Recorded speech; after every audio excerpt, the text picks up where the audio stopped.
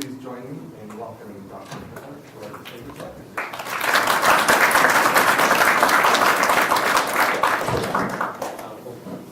I think first I have to turn this on here. Thank you very much, Jonathan, for your invitation to come here and entrust me with being a guinea pig for this. We'll see how it goes. As part of the experiment, I invite you to ask questions during the course of the talk, and we'll see how that goes. That'll give you a sense of what you find more or less interesting.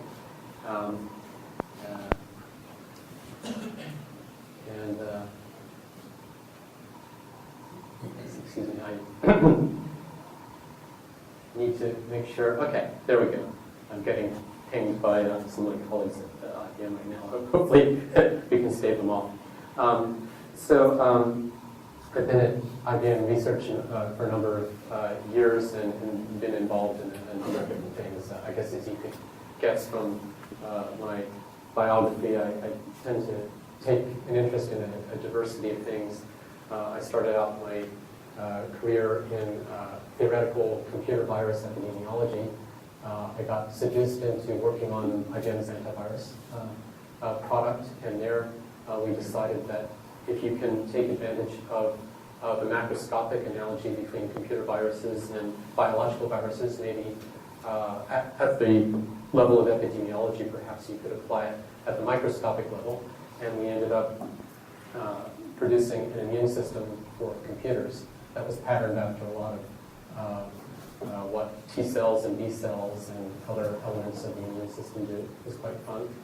I moved into areas of electronic commerce, autonomic computing, energy management in data centers, and now I'm working on cognitive computing. And I'd say that out of all of those, the thing that excites me about cognitive computing, which I'll explain in a moment, is that it brings into play a lot of different elements. It requires that they be bound together into a coherent whole. And that's what I especially like doing. They're just knitting things together. So what I'm going to do is first give you some background on what is cognitive computing. I'll start very quickly after that with a demo. It's going to be about a 5-minute video that shows us interacting with a symbiotic cognitive system in our laboratory. And then I'll go behind the scenes and explain how this all works in terms of what are some of the hardware and software aspects of the system, what are some of the algorithms behind it, and how does all the human-machine interaction work, and what are some of the interesting research challenges in all these domains. And then I'll do a little bit of speculation.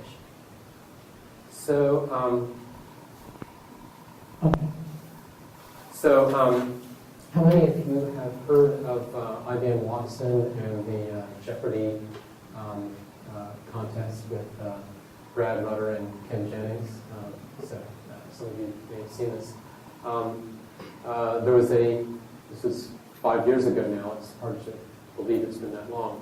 There was a 2-day match with human champions, Ken Jennings and Brad Rutter, and Watson answered the questions very well enough to beat the two human champions. And IBM has in the past engaged in various AI-related stunts, I guess you could call them. There was Deep Blue, which was a project to develop a superhuman chess-playing computer, and in the end, they were able to beat the human champion, Garry Kasparov. But in these prior efforts, the stunt was done. IBM got a lot of notice for it, and then it just sort of fizzled out, and IBM wasn't really able to capitalize so much on it. This time, they went into this effort, which was a several-year effort. I think it took 4 or 5 years to develop a machine that could do question answering well enough to play Jeopardy. They went into it with the expectation and a plan for how they might be able to exploit this technology if it should turn out. And so now IBM is capitalizing on this, applying some of the question answering technologies to healthcare, call centers, and other applications. And this has really turned IBM around. This is an example where something that IBM Research did pretty much changed the whole IBM company.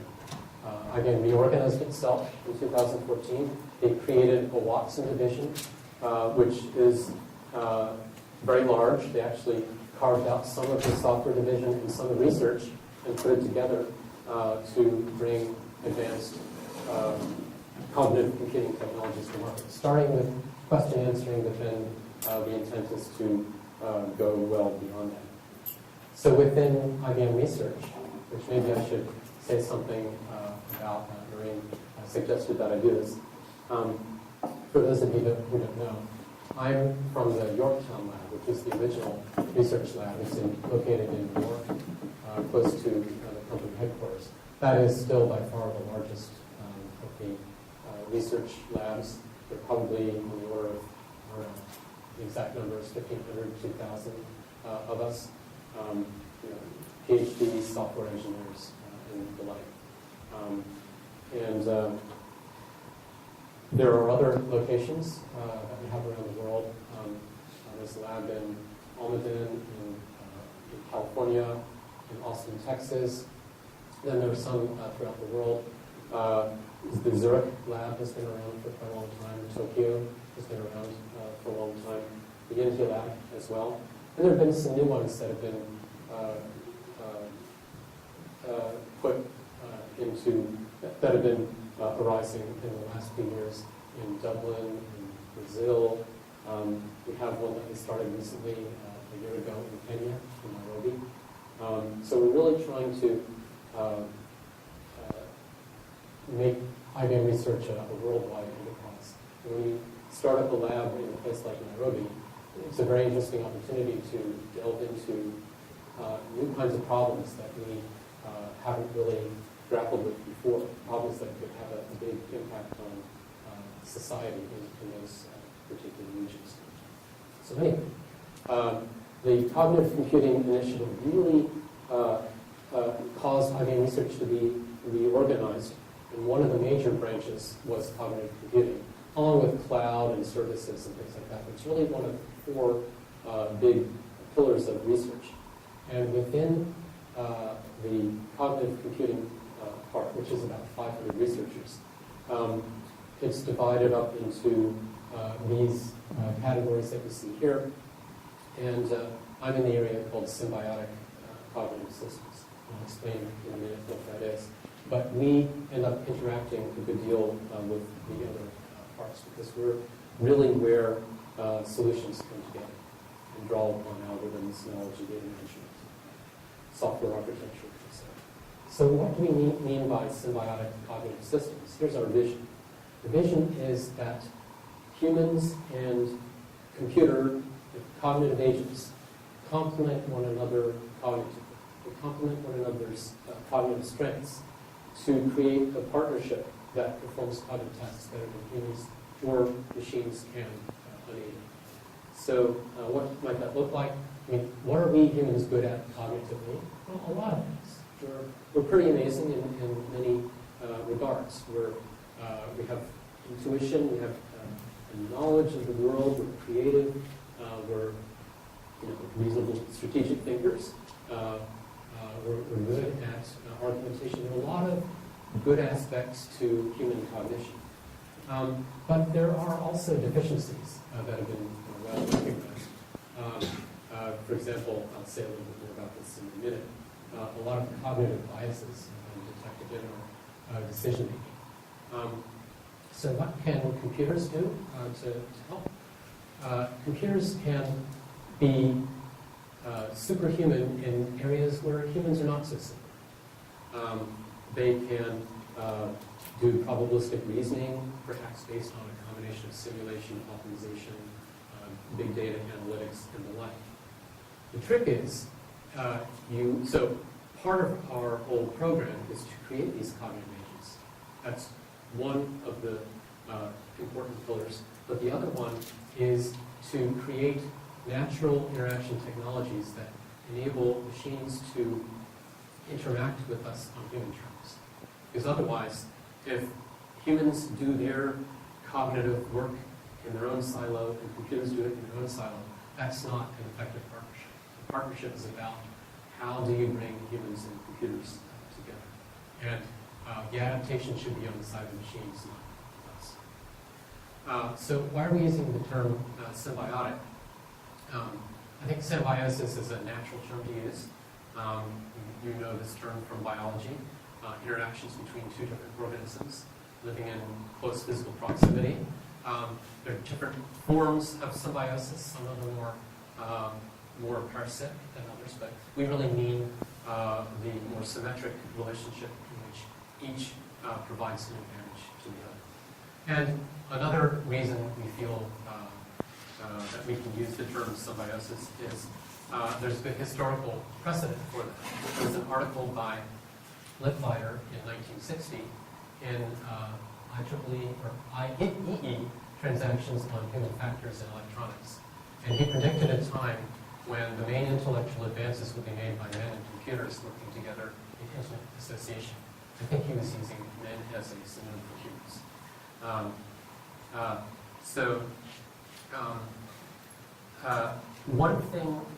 One type of cognitive task with which we're very interested is decisioning. And it's been observed, and many of you are probably familiar with some of this literature, that human decision-making is highly imperfect. And I refer especially to the pioneering work of Amos Tversky and David Kahneman from 1974. They had a paper in Science on judgment under uncertainty, heuristics, and biases. And they outlined a number of, at that time, surprising cognitive biases and gaps in rationality that can lead people to make incorrect inferences and suboptimal decisions. And since that time, there have been a whole lot of follow-up work on this. Some of you may have read Dan Ariely's book on Predictably Irrational that outlines a lot of these interesting cognitive biases. And I'll provide a copy of these charts afterwards, and you can click on the link. There's a Wikipedia page that catalogs dozens of different cognitive biases. But I thought, and by the way, this work by Kahneman won him the Nobel Prize in Economics. He's actually a psychologist, but he won the Nobel Prize in Economics for this work. And he's received many other accolades for this. It really was quite an important and foundational insight. So here's an example of cognitive bias, just to bring it home to you. And we can do a little experiment with you. So here we have, and this is an experiment that Dan Ariely conducted on 100 students from the MIT Sloan School. We have you have the opportunity to purchase a subscription to The Economist, and you have some options. You have 3 options. The first is to get online access only. So web access, that'll cost you $59 per year. You can get, instead, a print subscription. That costs $125 per year. Or you can get both print and web, and that costs $125 per year. So I ask you to imagine that you're interested in The Economist. How many of you would prefer the first option, web only? So I'm getting maybe about half of you, web only. How many of you favor the second option, print only? No takers? Okay. What about the third option, print and web? 125. Okay, about 50%. Okay, here's how you compare to the MIT Sloan students. Actually, 16% of them went with the first option. None of them went with the second option for some reason. And 84% of them went with the third option. So I infer maybe you're a slightly different demographic from the MIT Sloan School student, but basically there's a distribution there, and you agree with them that the print subscription for $125 is just not worth it. No one took that here or at MIT. So let's face it, it is a dumb choice. So let's just eliminate it. Why even bother to offer that option in the first place? So he redid the experiment with 100 different students, and eliminating this option, this is what actually happened. It's hard to do that experiment because you've already been through the first one. So I'll just give you the answer. 68% went with the web-only option and 32% with print and web. Totally different results. And the only difference is that there's one has a choice that no one wants. So it's sort of a decoy choice. It's one cognitive bias that's known either as the decoy effect or framing. Yes? So we're talking about the same population? Well, you can't do the same experiment again because they've already been biased now. That's actually a different cognitive bias. So you have to do it with a different population. But the statistics are good enough that you have to believe that it's a real effect. And if the first population had the opportunity to do the second experiment, they might have come out about the same. So it really is a strong effect, even on pretty well-educated, intelligent people. This is the way we humans are. And I'll give you another example that you may be familiar with, called the anchoring effect. You see this sort of thing all the time. Solicitations, say from Wikipedia in this case, that say, would you care to donate to keep Wikipedia going? A noble cause, certainly. Select your gift amount. And there it puts up, $20, $35, $50, etc. What they're doing is, where you might think, I can give them $5. You see that, $20 is the lowest amount. That anchors you, and you think, 20, maybe 35. It immediately changes your whole scale and dramatically influences how much people are willing to donate. And advertisers use this sort of thing all the time. It's another well-known cognitive bias that is exploited all the time. I guess that's what business school and advertising are all about, exploiting cognitive bias. But what we're about is to try to reduce cognitive bias to help people make decisions that are more in line with their true desires. So what we're doing in particular is to focus on high-stakes decision-making in various application areas. One that we're invested in is oil and gas. You can see the announcement we had from last year. We're working with Repsol, an energy company in Spain, to help them make better decisions regarding oil field acquisition and development. We're working internally in IBM on mergers and acquisitions. You may have heard that. You may not be surprised to learn that IBM occasionally acquires other companies. And so there's high interest in whether we can help them make better decisions. A third area in which we're involved is cognitive assistance for trading players in the NBA. And would you care to guess which NBA team we're engaged with right now? Well, the Raptors. Working with. So we'll see how that goes. If the Raptors end up winning their division, I want to accept full credit for that. So now I'm going to show you what it looks like to interact with a cognitive system. These are two people models that we hired to interact with our cognitive system. And this is, we're doing mergers and acquisitions here. So let me I'll run it for maybe 5 minutes or so. This work.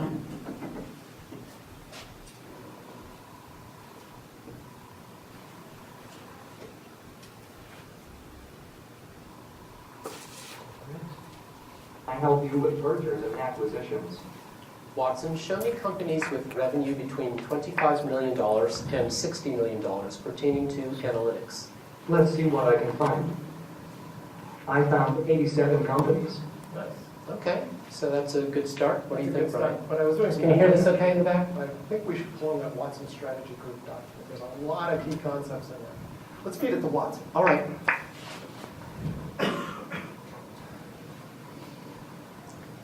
Okay, so this is a word cloud representing the analysis that Watson just applied to the strategy Exactly. document. And you can see there's a lot of key concepts in here. I think we should be having Watson look at in the background. Yeah, I think this is a great idea. Watson, please regard this as cognitive strategy. Watson, show me companies with revenue between $15 million and $60 million pertaining to cognitive strategy. Let's see what I can find. Yeah, this is I nice. found 112 companies. Now we're getting a lot in here. And we can see we're getting some connections to it. Right, so we could start exploring this. What do you think? But I've got two more things. There's a personal favorite I have, two companies in two areas that should be representative, if not the right ones, for companies we should be looking at. Okay, go for it. Let me show you. This one should be interesting because it has knowledge engines and it has a little bit of flavor of artificial intelligence. I think this is something we should be keeping an eye on. Right, and I think actually I've heard a bit about Wolfram Alpha. That does seem quite interesting. So that's part of this over here. Here's another cool one I want to show you. You know, I've been doing a lot in robotics lately. Mm-hmm. Well, take a look at this guy. This is kind of interesting. They do industrial robots, and you can see as we do more and more here, it's kind of sitting inside Watson. Robotics is going to be really important. Yeah, I think so. All right, that sounds pretty good on the surface. Let me tell you a little bit more, though. Okay. Watson, tell me more about the companies named Kawasaki Robotics and Wolfram Alpha. Okay, Yeah, so now you can see Wolfram Alpha a little bit more clear. They have a lot of data algorithms, methods. I think the computational knowledge engine that they have. Yeah, that looks really good. Similarly on the industrial robots for Kawasaki. These I think are representative of the things we should be looking at. Maybe we can find some more. Yeah, I think this is a good start, but definitely I agree with you that we need to go a little further and let's see if we can get the system to help us. Yeah. And in particular, I see that the force-directed graph is now showing us that there are some companies that are both cognitive strategy and analytics, the ones that are dark blue. Yeah. And I think those look like a really nice set to work I from. mean, I wouldn't have seen those pop out like that. Indeed, that's true.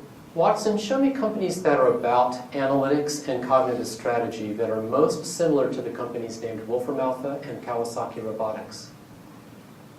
I found 3 companies similar to the ones you specified. Beautiful. Well, let's see what we think of these. Watson, tell me more about the companies named Cognalytics and Decisive Analytics and Raytheon BBN Technologies, focused on business. Oh, nice. So what do you think of Raytheon? Oh, Raytheon's got some really interesting technology. Immersive learning, translation device. Yeah. I think that's a good one. Yeah. So similarly, Decisive Analytics. It's a DoD company, but still, it's got some good parts to it. I think the analytics aspects are really strong. Yeah, but I can't. So we expect tell a much lot about of interplay Cognalytics. between humans with one another. Show me the and website for the system- company name system's like a Cognalytics. third. Here's the website for Cognitive Cognalytics Incorporated. Oh, okay. Let's see if we can take a look at this. So high performance computing, distributed computing, predictive models, I think that's really in line with what we're talking about. And I'm seeing over here decision sciences, predictive analytics. That sounds really great. Yeah.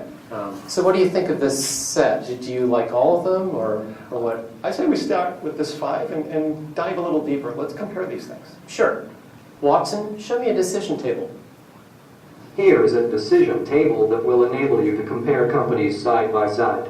Watson, place the companies named Wolfram Alpha and Kawasaki Robotics and Cognalytics and Raytheon BBN Technologies and Decisive Analytics in the decision table. Okay, Nice. Okay, but I think we need a little more than that. We need some other attributes. Watson, place the attributes named revenue and employees and corporate structure in the decision table. okay. All right, so now we've got this side-by-side comparison. What do you think? Yeah, I think that's right. Watson, I think I need a suggestion. I will assume these attribute preferences, unless you tell me otherwise. Maximize year founded. Maximize employees. Maximize revenue LTM. Okay, so that means we would be getting younger companies that have more employees and higher revenue. Right. That's exactly what we were doing in the past decision, so I think we should stick with it. Okay, Watson, give me a suggestion. I have a suggestion. Eliminate Kawasaki robotics. That's one of my favorites. Okay. Watson, please explain your reasoning. Here's an explanation. Okay, decisive analytics is superior in all respects.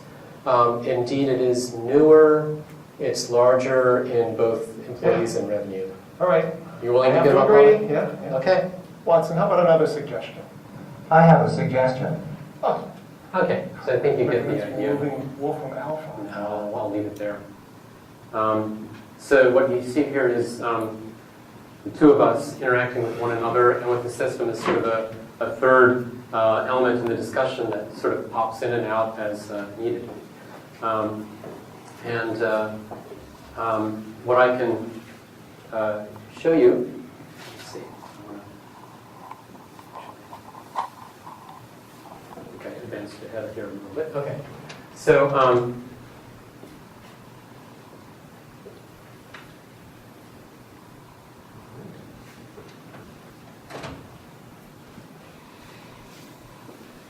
all right. So what are some of the, now I'm going to tell you what lies behind what you were just saying. So and I'm going to be talking about some aspects of the hardware and software architecture. There's a lot of different superhuman cognitive agents involved in this application, and also the one I didn't show you, which was the work we're doing in oil and gas with RevSol. Information agents that elicit from people what are their preferences with respect to different attributes or risk tolerance. Especially in RevSol, we have risk modeling assistants that help people develop probabilistic models of the world. Simulation and optimization agents that use those probabilistic models to do probabilistic reasoning and optimization. And decision agents like the one you saw at the end to help guide users towards decisions that are optimal with respect to their priorities, and which even along the way can elicit what are their priorities. And then I'm going to talk about technologies that support human-machine interaction.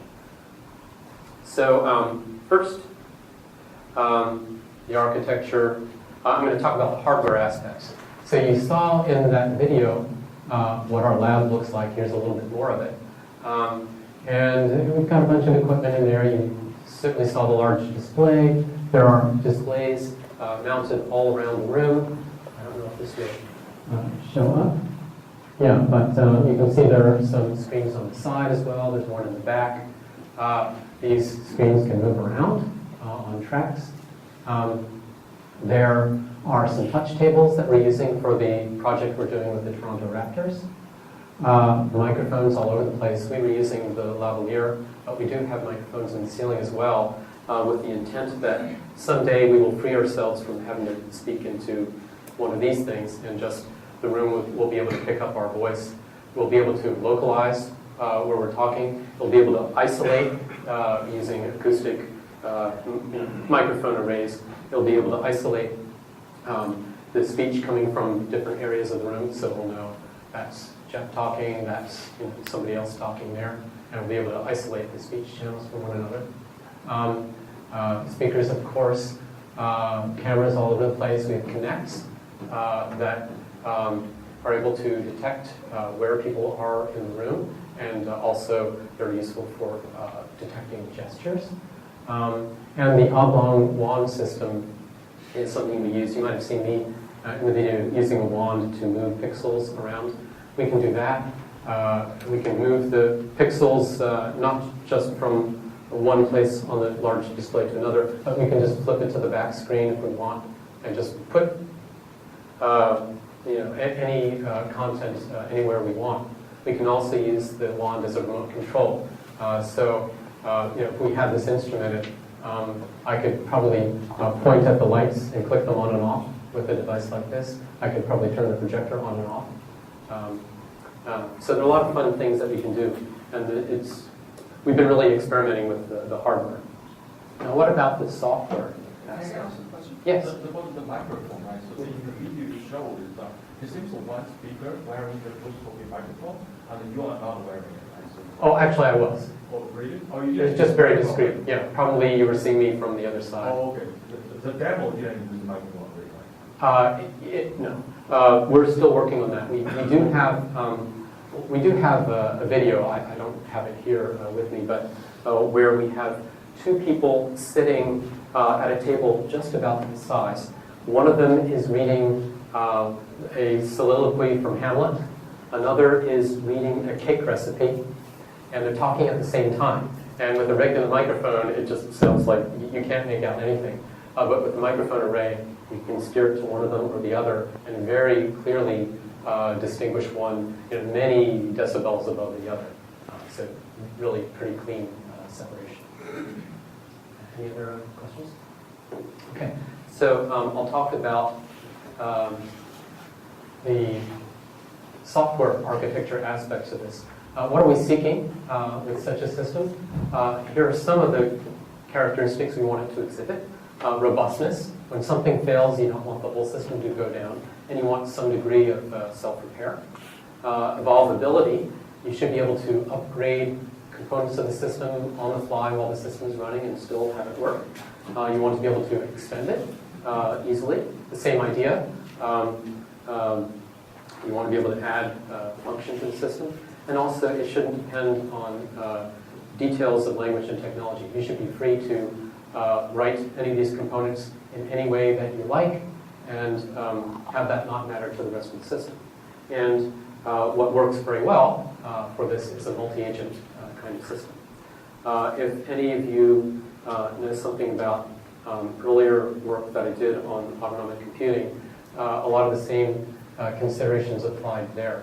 Where we're really looking for a system to be self-star, self-managing, self-configuring, self-healing, et cetera, et cetera.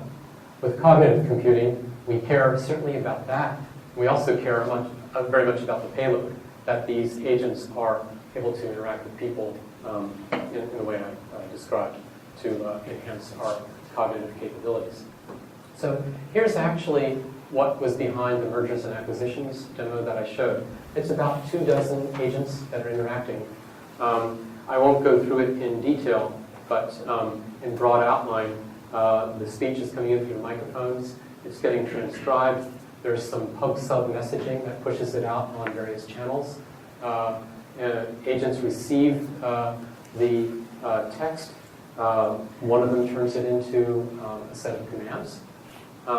And then there is an orchestrator that plays a somewhat central role, but this is not a fully centralized system.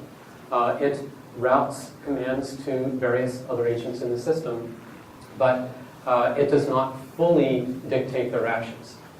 These are independent agents. So for example, when our orchestrator contacts the company info formatter, which is the thing that was displaying the company information, that company info formatter is actually then going to a bunch of other agents to get the information it needs. For example, when we just casually say IBM, probably if we're trying to acquire IBM, we want to get some information about IBM. The database probably doesn't have a company called IBM. It's probably International Business Machines, Corp period, or something like that. And so how do you translate from the casual way that someone refers to an entity, like a company, and what's actually in the database? That's something that requires some amount of work, and there's a name resolver that does that. And the name resolver itself needs to be able to contact the company database. There's a whole cascade of messages that go through the system in order to accomplish certain things. And the orchestrator should not be involved in all that. The agents should know how to get done what they need to get done and do it. There are some other entities in the system that are there as sort of middle agents. For those of you familiar with the multi-agent systems literature, there was some work by Katya Sakara at CMU in the mid to late 90s on middle agents. These are brokers and other agents that are in the system to help it function as a multi-agent system. Discovery services, for example, are very important here. We use that a lot so that we don't have to hard code within agents' knowledge of where the other agents are. They can just say, I need a name resolver, and the system will find that for them. So that's the general flavor, we find that the multi-agent architecture really serves very well for this purpose. So now I'd like to talk a little bit about some algorithms. And I cited a whole lot of different kinds of algorithms that we use. I'm just going to cite two of them here to give you a flavor for this. And one is about directed learning. There's sort of a set of activity around that. And it's just best described, I think, by showing you this video we have, where these technologies are not used in the cognitive room that I showed you, but in the context of a robot. So let's see if I can get this to run. No, I'll show you excerpts from this. Eli, grab it.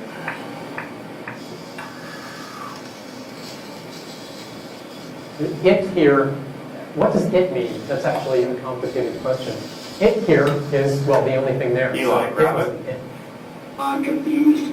Which of the four things do you Now, it is indefinite. Eli, what color is the object on the left? It's blue. Eli, grab it. Now, it is the thing I just talked about.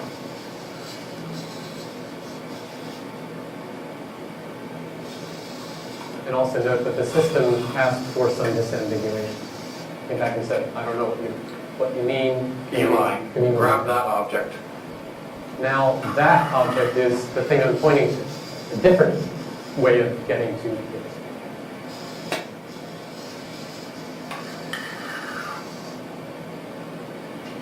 Eli, grab the white thing. Do you mean this one? No, the other one. Disambiguation again.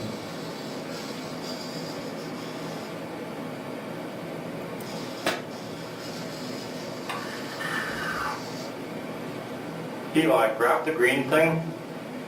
Sorry, that's too big for me. Self-knowledge. Capabilities. Here's some of the Eli, learning. what is the object on the left? I don't know. Eli, that object is aspirin. Okay. Is it aspirin? Eli, this object is Advil. Okay. That is Advil. Eli, how many Advil do you see? I see two. Eli, give me the Tylenol.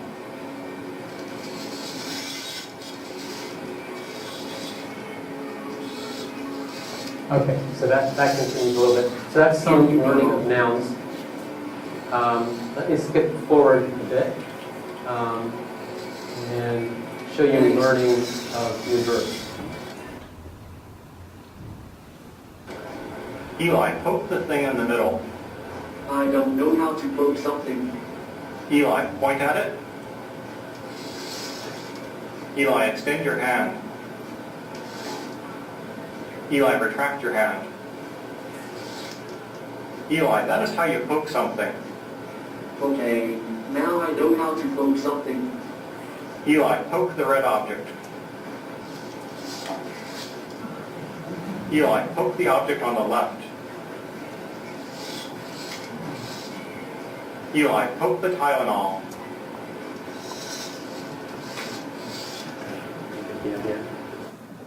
So directed learning.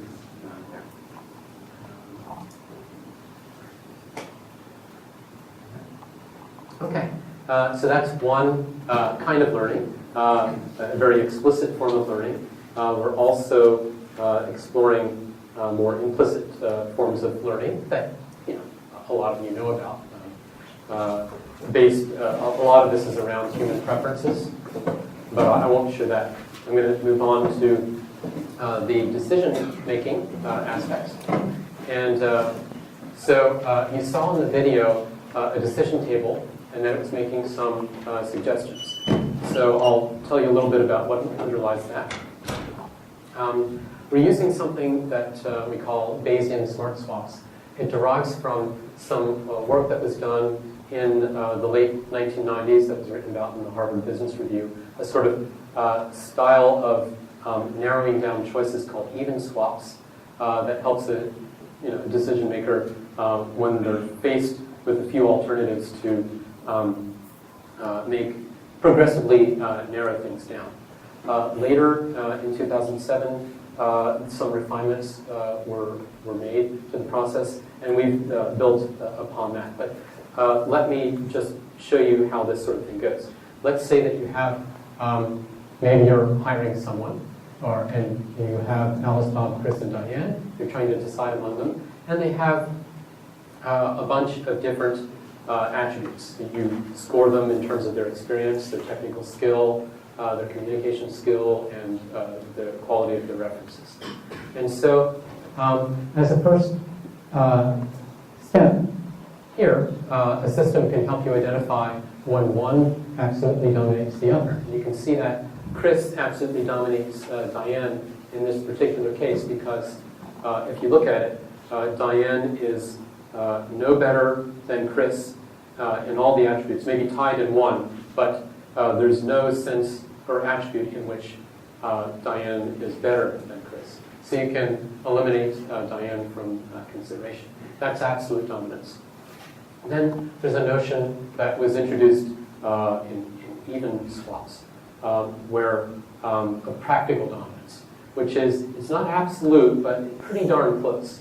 So in this particular case, you could compare A and B and see that A is way better in experience, somewhat better in technical skill, slightly worse in communication skill, and very much better in references. So probably A is better than B. You can at least identify that and pose that to the user and say, am I right about this? And let's say that in this instance they say, yeah, you're right. Okay, so then we eliminate B. Now you can see we can eliminate a row because A and C are equal in terms of communication skills. So we can narrow the table down further through that. And now we finally get to a swap, an example of a swap, where now we're being given the question, if you were to change, let's see, in this case, the technical skill of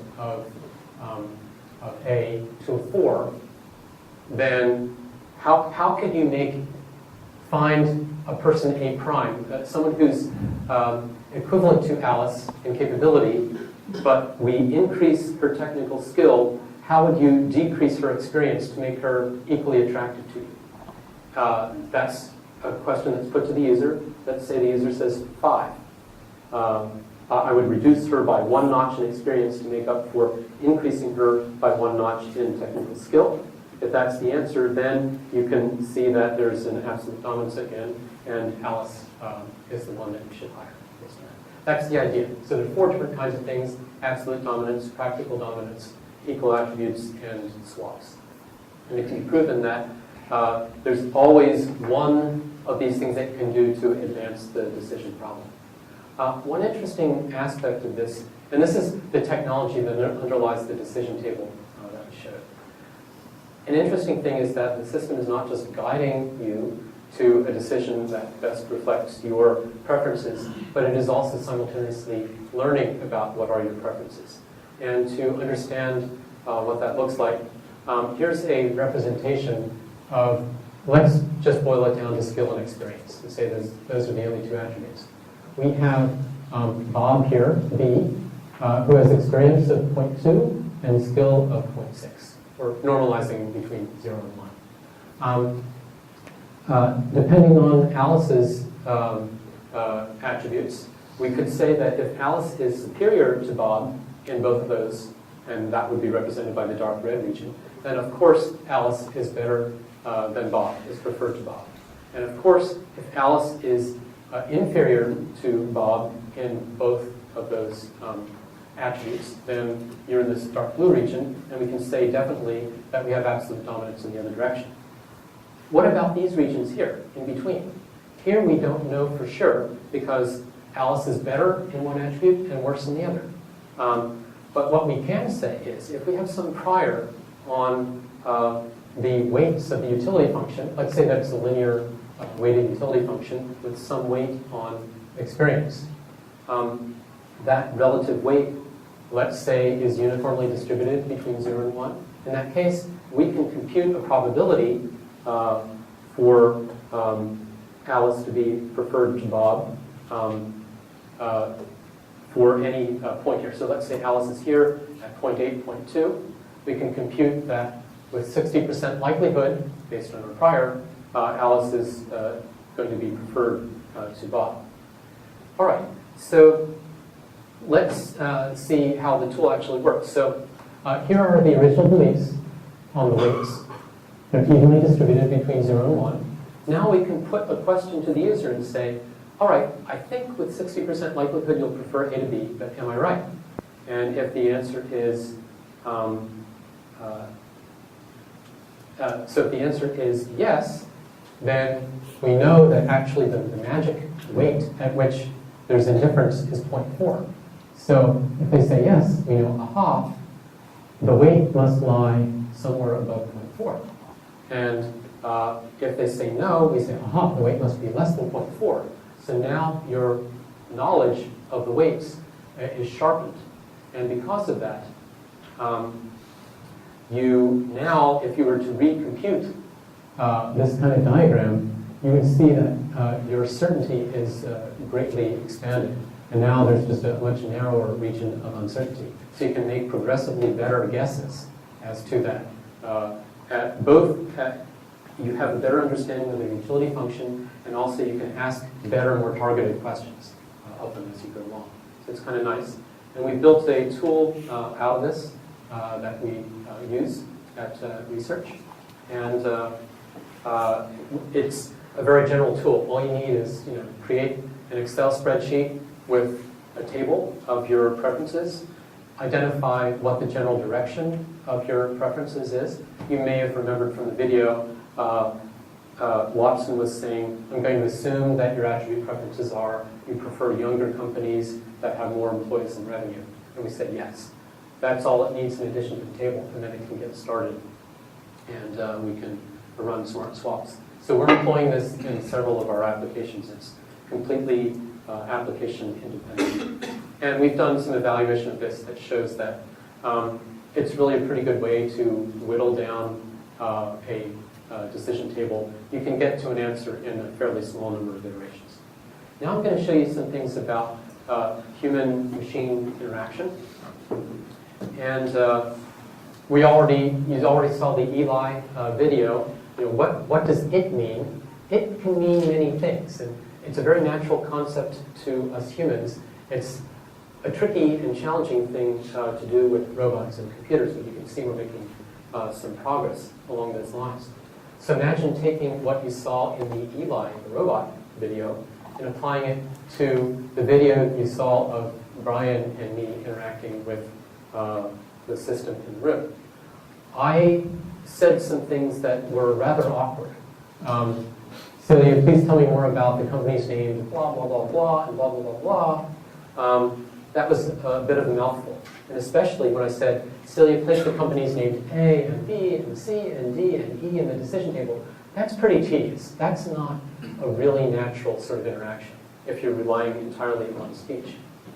How much nicer would it be if we could instead say something like, Celia, please tell me more about these companies. And if I could just sort of gesture and say, these companies. Or what if I could say, instead of Celia, place A and B and C and D and E in the decision table, if I could say, Celia, place them here. Or maybe I could even say nothing at all and just go like that. Imagine that. So we're beginning to experiment with this sort of multimodality of combining speech and gesture. One important element of that is gesture capture. So we use kinects on both sides of that big display that you saw. And using that, we can tell where's the head of the human, where's the hand, and figure out what are they pointing at. From that, we could also use the wand that you saw for that. And then we can take the output of the speech engine and the output of a processed version of the information coming from the kinects to piece together the gesture and the verbal command. And we had a student, Bine, let's see, I don't know how to work. Let's try it again. All right, well, give it one more shot. All right, I'm not going to show you that, but I'm going to show you something that will basically give you the same flavor. And anyone who wants to see it later, I've got it. It's actually on YouTube somewhere. But basically what you can do is see Bine saying, put that there. Select this, move it there. And it's kind of cool. Another thing that's important for human interaction, which we're working on, and this was a later project that Bine was involved in, is to provide a way to participants to actually participate remotely in the activities that are going on in our laboratory. So what we do is we create a three-dimensional model of our lab, and we sort of stitch it together. There's plenty of technology out there that allows you to do that. And we put together a sort of half virtual and half real world. We have this 3D virtual world, and we project onto it the actual images of all the displays in the lab, in the places where they actually are. And then we allow the user to view it through the Oculus Rift. And so you can maybe get a sense here of what it looks like. It's sort of this 3D virtual world where we tried to get the carpeting as accurate as we could for verisimilitude, and then project the actual display onto it. And we use gesture capture in, say, some other room. And let's see if I can get this to work. So here's Bine. What you're going to see, if this works, is he's in some other room in the building. Another researcher, John, is in the room. You'll see some elements of the mergers and acquisitions demo that I showed you before, but Bine will be able to also control some of the action. I hope this works.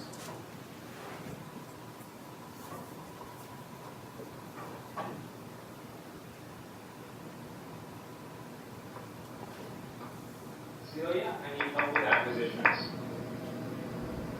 Hello. How can I help you with mergers and acquisitions? Watson has worked in this Celia, area. tell me more about the companies named Wolfram Alpha and Kawasaki Robotics and Raytheon DBN Technologies and Cognalytics. So there's a little setup here. Let me just get to Bine's part here. Celia, place the attributes named employees and revenue and corporate structure in the decision table. Okay. Now Bine is pointing at what to him looks like the display. And you can see that the selection actually happened. He's moving his hand, and the cursor is moving in response to that. So you get some of that put it here that I was.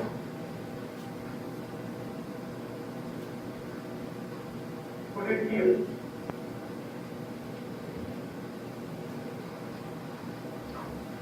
Select.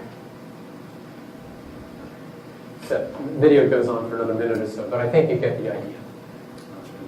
So let's stop at this point. He's able to put objects in the decision table and do everything that we can do in our lab. So let's go back. All right.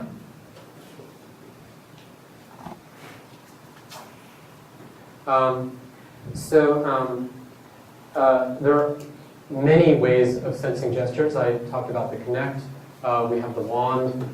We have also explored wearables. And I wasn't really going to talk about this one so much, but since I talked with Thilo a little earlier in the day, I thought I would add this in. We can certainly sense with a wristband that has an accelerometer. We can also sense gesture from that. And we put that into the system, and that can work very well too. Along with that, of course, we can monitor things like heart rate, skin temperature, and from these things we at least have the possibility to understand what is the physical or emotional state of a person in the room. I have to confess that all we do right now is we can project these things live on the screen. We're not actually doing anything with the information. But I think it would be very interesting to explore what can we understand about a person's physical and emotional state, and then how can we exploit that in the way that the system interacts with that person. So a lot of room there for some very cool work. So I'll just point that out. A final thing I'll show you with regard to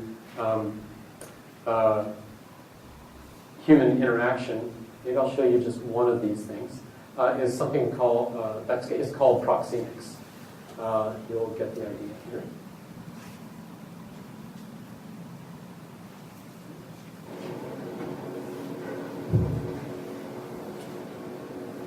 So the system is responding to the position of the person. So there he's watching a video there. He loses interest and goes on to the next thing. And it responds to him. You get the idea. And maybe I'll show you one other thing that we can do with this. We'll go back to the presentation. This is Yun Feng, a postdoc in our lab, doing this work. Here's a map of the United States and obesity rates by state. He walks up closer and more detail is provided. And as he walks across the screen, the detail is provided in that part of the screen where he's closest to. And that arrow there is something that would allow him to go to some other chart or application. So you get the idea. That's Proxemics. Okay. So these are some of the things we're working on. There's certainly a lot of challenges in this little space. But now let me sort of do just a few minutes of speculation and then I'll conclude. So where might we go with this? Right now, we're doing this in our lab. We can move outside of our lab a little bit through the technique I showed you for remote participation. But what we really envision is that this is going to become pervasive. This is just our laboratory where we're starting the work. But we imagine that cognitive computing, symbiotic cognitive computing, will become pervasive. You'll find it in the office, you'll find it in your car, in the cafe. It'll be all around you. And you'll be carrying around some essence of yourself, probably based in the cloud, that will adapt to the environment in which you're situated. We call these agents and services, this multi-agent system, sometimes we refer to these cognitive agents as COGS for short. We believe that they'll be everywhere.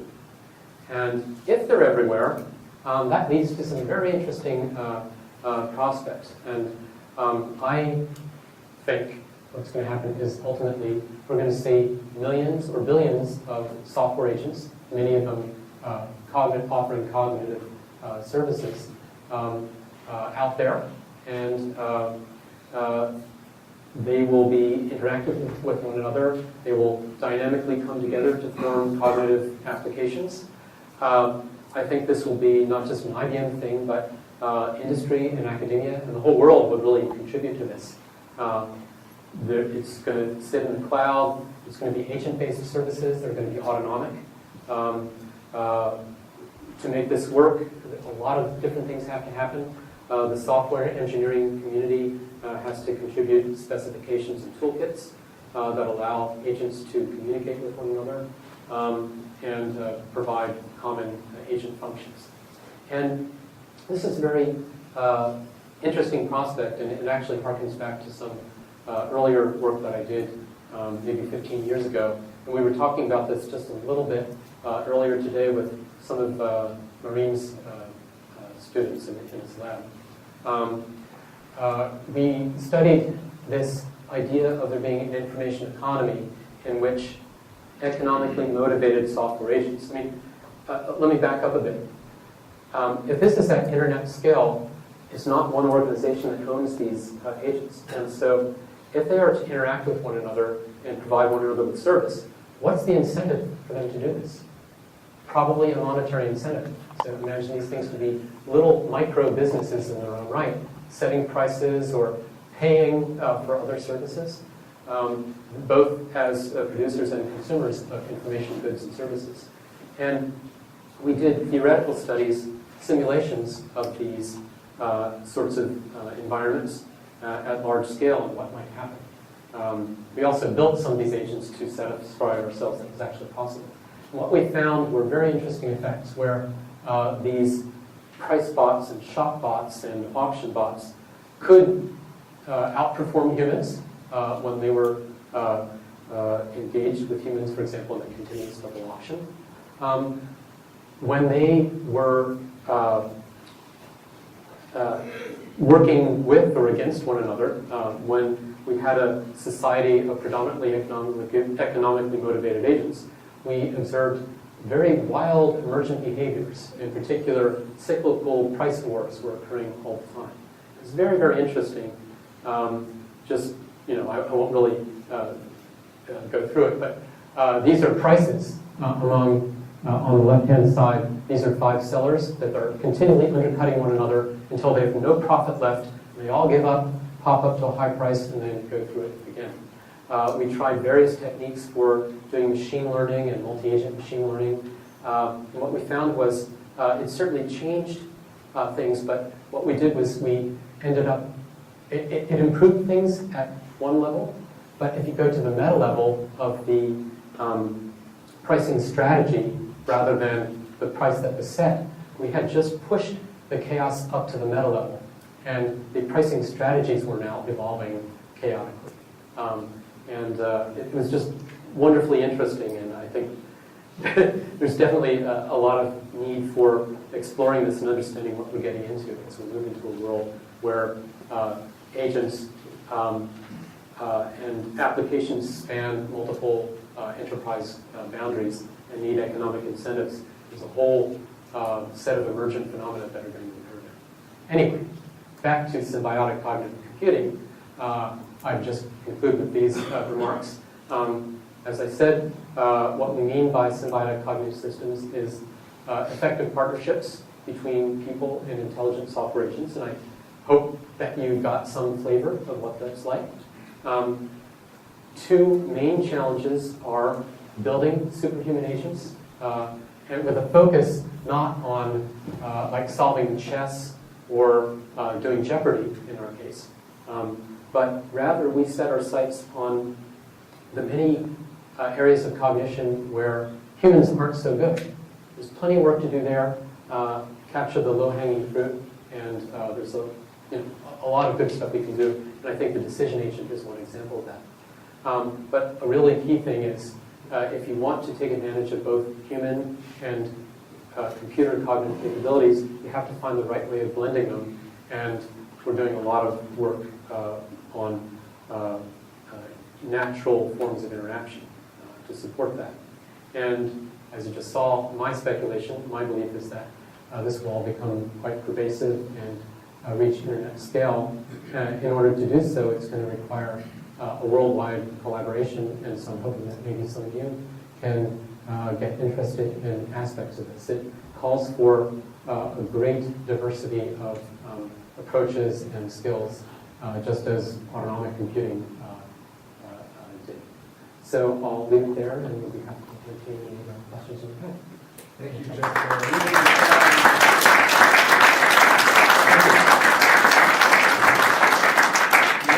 For a couple of questions.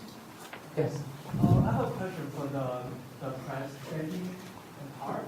For the The previous slide for company to set a price for the product, and that could be illegal because if multiple companies use the same algorithm, like the analytical algorithm could potentially pass it talk to each other, and that could be like violate the law. Well, I would imagine that we would certainly not want that to happen. They might use the same algorithm, but just so long as the algorithm is not communicating through some side channel with another instance of it somewhere, then you wouldn't have collusion. Of course, collusion is illegal. But you can actually, in these systems, get a sort of implicit collusion that doesn't come about from direct interaction, but just from, it's sort of an emergent property. It's not illegal, but it does have bad consequences. So we might want to make it illegal or find mechanisms that can curtail or prevent that kind of thing from happening. Like a lot of companies focus on oil, like when they want to drive other other company on the market, they will lower the price. Yes. Just what you described in the presentation. And when the low price stays for a long time, like the high cost company will be driven on the market. Then the price will come back to the normal. And like in this situation, some company will manually make the decision. How is your algorithm gonna make the decision based on other people's manual? Well, all the bad things that can happen in human economies can happen in this economy just a whole lot faster. So yes, and it's not just a matter of speed. It actually has a qualitative impact on the emergent phenomena that we can see. So yeah, I mean, it's something that we really need to attend to before we just kind of dive into it. I think we'll ease into it because not everyone is going to jump to automated pricing. It's going to phase in, but we have to be aware that once a certain fraction of the agents are doing this sort of thing, I think there's probably a critical, like almost a phase transition, after which you start getting these phenomena. Yes? But along those lines, have you looked at other kinds of ways that such agents could perhaps work together, like principles of altruism? To work with the common good of all the agents of the system? I think it's certainly worth exploring. I mean, in multi-agent systems, you have collaborative, cooperative systems, you have competitive systems. Sometimes, even if you have a cooperative multi-agent system, you sometimes model it as if the agents were independent, but then you try to set up some kind of rule such that within each agent, such that you will get the desired cooperative behavior. It's sort of a matter of engineering the incentives. Of course, if it's an inherently competitive situation, which you would get if you cross enterprise boundaries, then the sort of thing you need to do is perhaps, then you get into the realm of mechanism design. You can design auctions that have favorable properties like prevent, actually encourage agents to state their true incentives rather than trying to game the system. So there are things you can do in both of those jobs. Yes. So thanks for describing this project. It's really ambitious and multifaceted. The thing that I'm interested in is evaluation, and I'm just wondering if you could speak a little bit about the philosophy for evaluating the enterprise of this nature, especially since it's one foot in the research world, but also a foot in the business world, and how you reconcile those tensions. Thank you for that question, about how we can, what we're doing about evaluating a system like this. If you write a paper, usually there's a section where you're expected to provide metrics and assess, how well is the system doing. And in a case like that, our claim is that we can improve the cognition of the collective, of the human-computer collective. And how do we actually establish that? We do have on our team, it is a very diverse team, we have some people who are social scientists and people who study people.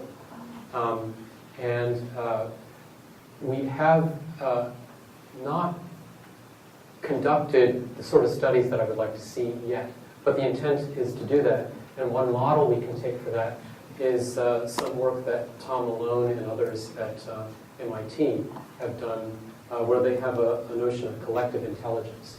And they give people a sort of, a series of tasks. And they measure their individual intelligence, just trying to solve those tasks individually. And then they put people together in small groups and look at, just say, try to work together to solve this problem. And they observe, they give them a score on the task and they measure that difference. I think we need to establish studies like that. They had some interesting findings that for example, the primary determinant of successful group cognition was not so much the individual intelligence, but the collaborativeness, the degree to which they shared equally in the ideas. And this, for some reason, correlated well with the percentage of females who were in the group. An interesting finding. So, women seem to have the advantage in collective cooperative tasks like this. This is one interesting finding. Yes? Thank you very much for the very interesting talk. And I have two questions. And first one probably is not really relevant to the talk itself. Because, I know that IBM uses coherently computing and from many other companies and they're using different terms about issue packages, for example. And my question is, IBM just use the same different terms for the similar thing, or the IBM has a very different view of this type of things? It's a very tricky thing to define things. I think within IBM there are many notions of what does cognitive mean. To some people, cognitive is a term, since Watson started it all, the Jeopardy playing machine, question answering. Sometimes question answering is taken to be the meaning of cognitive. I think that would be an unfortunate and limiting interpretation. So I think in our lab what we did was intentionally say we need to define another adjective that we'll put in front of cognitive that no one else is using, and that way we can claim the definition. So we put symbiotic in front of cognitive, and that gave us the freedom to define what that meant. I don't know if I should be confessing this. Some people may say this is for the augmented intelligence. Yes, and I think to us that was the important part. That we didn't want a machine to just come in and replace human intelligence. I don't want to just outsource. I think you saw in the videos that, especially in the cases of the decision agent, it's an extended dialogue, an extended engagement. In some cases it was, Watson or Celia, tell me more about that company. That was sort of a one-shot deal. But the decision agent was a very extended sort of thing. We envision more and more of that sort of extended dialogue and deep dialogue with the system. That's very much an important research direction for us to study that sort of. Well, maybe, should we take one from the back? Or? One more from the back and then we're going to have to go. Okay, I think, I was just going to ask, a lot of the direction your work takes is sort of dependent on our understanding of cognition. And you mentioned the psychology of group cognition.